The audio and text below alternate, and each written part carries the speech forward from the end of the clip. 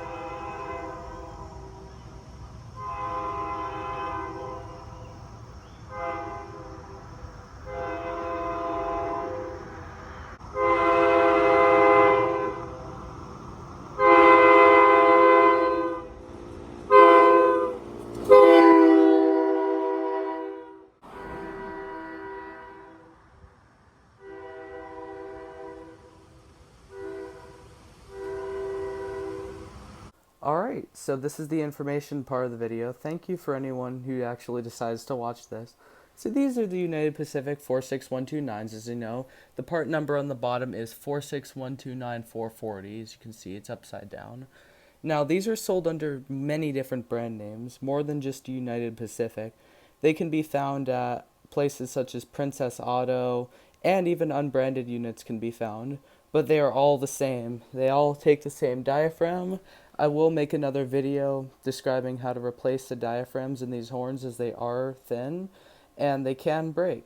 I actually had to do some repair work on the number 1 bell on this horn due to the diaphragm having a chip in it.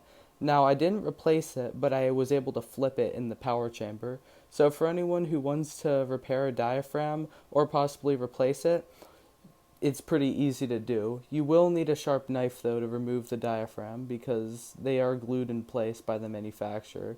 Speaking of glued in place, the solenoid also was glued in place. So taking it off with a wrench, you're going to need to put some force to unscrew it to put the manual air fitting on.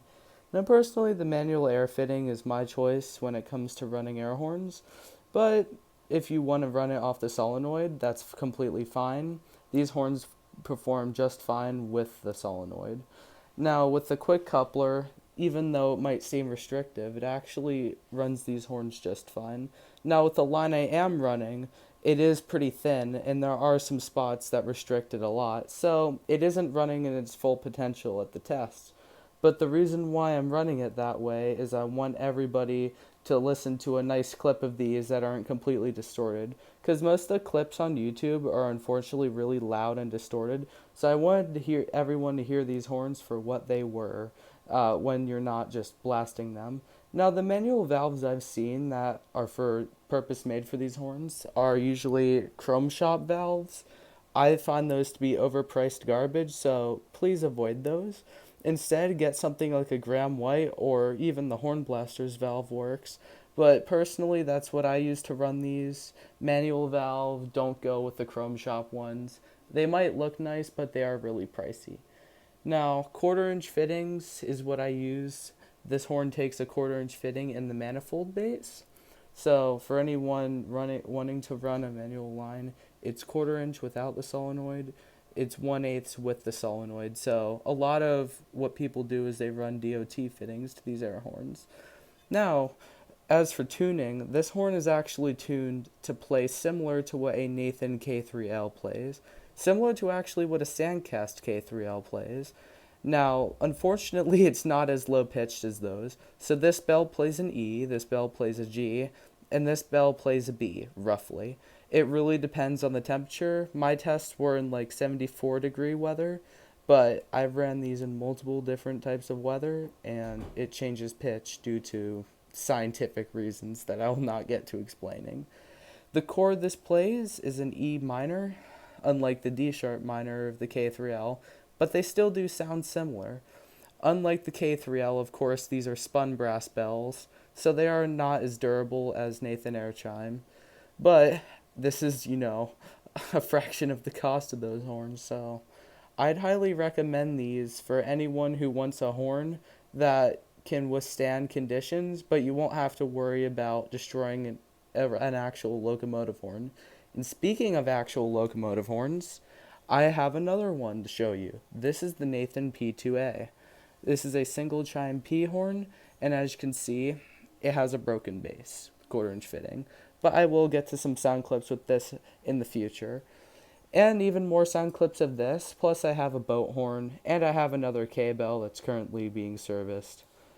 Now, if you guys want, I can run them with the harsh airline to make this thing sound super crazy, but hey, it's all up to you guys. Feel free to pitch in the comments and tell me how you'd like to run these horns on my bicycle trailer.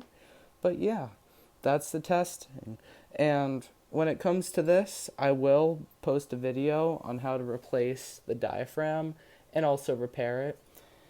So yeah, these are some nice air horns. Highly recommend getting these. You can find them on eBay for as low as $80 if they're an unbranded unit. Don't do what I did and buy a branded one from United Pacific. But yeah, these are the United Pacific 46129s. Really nice horns. So, see you guys in the next video. I will get to uploading more YouTube videos. Have a good one.